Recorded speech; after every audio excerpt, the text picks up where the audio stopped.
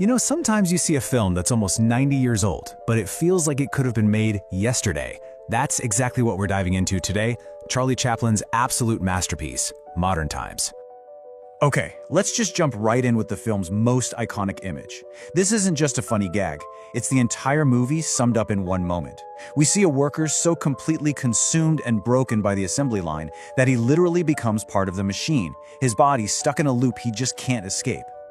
And this right here is the genius of Chaplin. This isn't just comedy for the sake of comedy. We're gonna see exactly how he used laughter as his most powerful weapon. He built this brilliant, piercing critique of a world in crisis, and he disguised it all as incredible slapstick. Now you have to think about the timing. This was no accident. Chaplin released this film right into the thick of the Great Depression. This wasn't some fantasy to escape from reality. No, it was a direct confrontation with what everyone was feeling. Mass unemployment, the dehumanizing grind of industrial work, and just this crippling economic uncertainty. What's so incredible is that these questions from 1936 feel like they could have been written this morning. I mean, we are grappling with the exact same stuff in our world of AI, automation, and the gig economy. The technology looks different, sure, but that fundamental human problem, it hasn't changed a bit. So this whole struggle is personified in one character, Chaplin's iconic tramp. His journey is basically our guide through all the chaos of this new industrial society. And Chaplin does not waste a single second. The film opens with this brilliant and not so subtle visual comparison. He cuts from a shot of sheep being herded mindlessly into a pen directly to a shot of workers flooding into the factory. The message is just crystal clear from the get-go. The system treats people like livestock. So the tramp's story plays out in these key stages. First, he's just a cog on the assembly line, and he's literally driven mad by the pace. Then, after his breakdown, he finds this real human connection with the gaming, another person completely left behind by the system. And together, they start to dream of a simple, decent life that the modern world just seems determined to deny them. This completely absurd invention just perfectly captures the film's whole point. So, the feeding machine is designed to eliminate lunch breaks, to squeeze every last drop of productivity out of the workers. But of course, it malfunctions in the most disastrous way, basically becoming a torture device. It's hilarious, but it's also horrifying. A perfect illustration of what happens when efficiency trumps basic human needs. Now let's dig into one of the most fascinating technical things about this film. At a time when talkies were taking over Hollywood, Chaplin made a deliberate choice to make what is, for all intents and purposes, a silent film. And this wasn't because he was behind the times, it was a really powerful artistic statement. You see, Chaplin knew the tramp's real power was that he was universal. Anybody, anywhere in the world could understand him without needing a translation. Giving him a specific voice would have just shrunk his appeal. So instead, sound is used for the things that oppress him. The loud factory whistles, the crackling voice of the boss on the TV screen, while the actual people remain defiantly and much more expressively silent.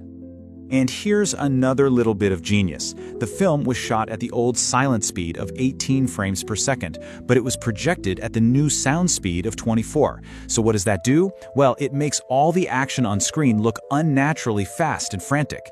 He's literally turning the people into twitchy, broken machines. So this brings us right to the heart of it all. Why does this movie, made way back during the Great Depression, feel so incredibly prophetic? Why does it speak so directly to our world, right now? The details change, but the core worries are exactly the same. In the 1930s, it was the rise of the factory. Today, it's the rise of automation, the instability of the gig economy, and the dawn of AI. It's the same basic fear, just wearing a different outfit. And think about this for a second. Decades before anyone was even thinking about workplace surveillance, Chaplin gave us this image, the factory boss on a giant screen, watching his workers' every single move. He even follows the tramp into the bathroom to yell at him to get back to work. It's a chillingly spot-on prediction of modern surveillance. Seriously, the film's themes are a direct reflection of our world. The fear of being replaced by a machine, the precariousness of modern jobs, the feeling of always being watched, and that nagging sense that the so-called American dream is just out of reach. Yep, Chaplin saw all of it coming. So after all this struggle and all this chaos, what's the final message Chaplin leaves us with?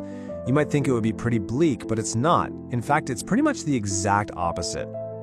The reason this film has so much power is because of this amazing mix. The physical comedy is just always going to be funny. It talks about things we all feel, like being overwhelmed or just trying to get by. And, most importantly, it offers hope. Not a cheesy, unrealistic hope, but a real hope that comes from facing down the problems with a stubborn resilience. And this is the profound final statement. After losing jobs, getting arrested, and having their dreams totally crushed, the Tramp and the Gamine haven't lost the really important things: their humanity and each other. They just walk hand in hand down an open road into a totally uncertain future, but they do it together, and that right there is the victory. And so, Chaplin leaves us with this final, nagging question. It was a challenge to the world of 1936, and it's a challenge that feels even more urgent for us today. In our own modern times, with all our pursuit of efficiency and progress and automation, are we remembering to hold on to our humanity, just like the Tramp did?